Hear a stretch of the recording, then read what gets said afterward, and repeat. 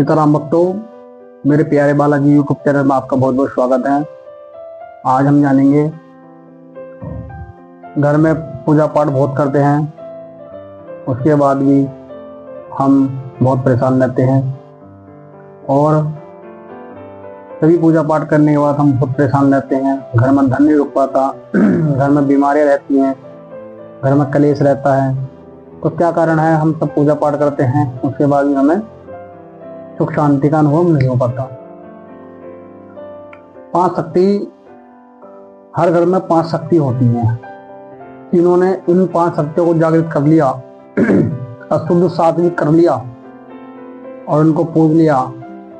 उनके घर में पूजा पाठ का फल भी मिलेगा, पूजा पाठ भी लगेगी और सुख शांति भी आएगी, धन धान्य में वृद्धि भी होगी, बरकत भी रहेगी और पितरों का भी आशीर्वाद मिलेगा, कुल देवी कुल देवता का भी आशीर्वाद मिलेगा।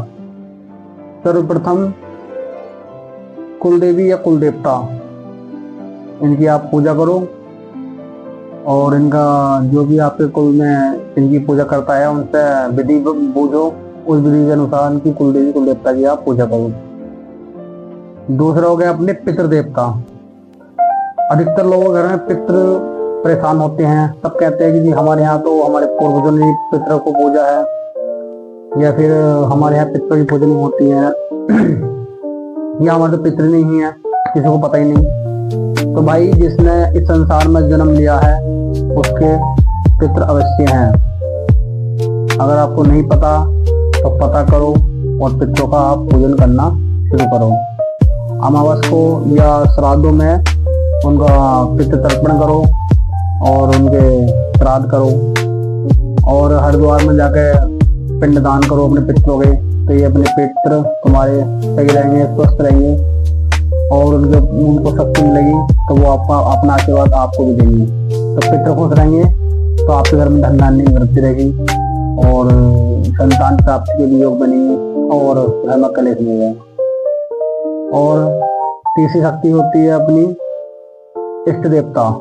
अगर इष्ट देवता, आपके इष्ट देवता वो होते हैं कि हर किसी के प्यारे भगवान जी होते हैं कि मेरे जैसे हनुमान जी महाराज है, मैं उनको बहुत प्यार करता हूँ, तो वो हनुमान जी मेरे इष्ट देवता हो गए। किसी के भोले बाबा हो गए, किसी के राधा रानी हो गई, किसी के कान्हा जी हो गए, तो सबके इष्ट देवता है। तो अपने इष्ट की भी आप ये नियम से पूजन करो।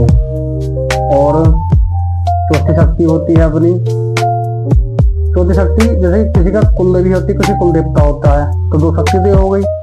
तीसरी शक्ति होगी अपना पितृ देवता, चौथी शक्ति होगी अपने इष्ट देवता और 5वीं शक्ति होगी अपने गुरुदेव। जीवन में गुरु तत्व का भी होना बहुत आवश्यकता है। सर्वप्रथम गुरु हमारी माँ होती है। माँ के ही द्वारा हम बहुत कुछ सीखे होते हैं। जैसे माँ के द्वारा ही हमने बहुत कुछ सीखा है, ऐसे ही जीवन में जीवन जीने के लिए भी गुरुदेव होते हैं। अब आप कहोगे कि गुरु जी, हमारे तो गुरु जी है ही नहीं, हम किसे गुरु बनावे? तो अगर आपके शारीरिक रूप में कोई गुरु नहीं है तो आप शिव मंदिर में जाएंगे और शिव मंदिर में जाके एक लोटिया जल भोले बाबा को चढ़ाएंगे शिवलिंग पे और शिवलिंग पे चला कर उनसे प्रार्थना करेंगे और प्रार्थना करेंगे, हाथ में जल लेंगे और बोलेंगे, हे गुरुदेव भगवान श्री भोले बाबा, मेरा नाम ये, मेरे पिता का नाम ये है और मेरा गोत्र ये है। लड़की कुंवारी है तो वो अपने पिता का नाम बोल रही, शादीशुदा है तो वो अपने पति का नाम बोलेगी। मैं यहाँ का रहने वाला हूँ और भोले बाबा, मेरे कोई इस दुनिया में गुरु नहीं है, तो मैं आपको अपना गुरु मानता हूँ और आपको अपना गुरु मान के आपका ओम नमः शिवाय का ये मंत्र मैं जाप करूंगा, ये गुरु मंत्र में मान के जाप करूंगा। और इस मंत्र की कम से कम एक दिन में 108 माला प्रतिदिन जाप करना शुरू कर देंगे। तो इससे क्या होगा, भोले बाबा की आपको शक्ति प्राप्त होगी, भोले बाबा अपना आशीर्वाद प्रदान करेंगे। और जब आपका ये मंत्र एक ही माला से यानी रुद्राक्षी माला से जाप होगा और इसको जाप करने के बाद जब आपका मंत्र की संख्या बढ़ेगी, समय व्यतीत होगा, तो आपके अंदर एक भोले बाबा की शक्ति प्राप्त होगी। आपकी कुंडली भी जागृत हो सकती है, चक्र भी एक्टिवेट हो सकते हैं, है ना। तो जब आपकी भक्ति बढ़ेगी तो कोई ना कोई, किसी न किसी को भोले बाबा आपके पास भेज देंगे और वो आपके गुरु बन जाएंगे। तो ये 5 शक्तियां जिस घर में भी जागृत हैं और जिस घर में भी इन शक्तियों की पूजा पाठ होती है, तो ये 5 शक्तियां उस घर में धन धान्य की वृद्धि होती है, संतान प्राप्ति के योग होते हैं, घर में कलेश नहीं आता और अच्छा जीवन व्यतीत वो करता है। तो सर्वप्रथम गुरु का होना बहुत जरूरी है। तो गुरु अपने भोले बाबा को बनाए, अगर कोई नहीं है तो, और कोई है तो उनसे अपनी आज्ञा लेकर के गुरु मंत्र लेकर गुरु मंत्र का जाप करें। ये इसी वजह से सभी काम पूर्ण हो जाएंगे। तो आज की वीडियो हम यहीं समाप्त करते हैं।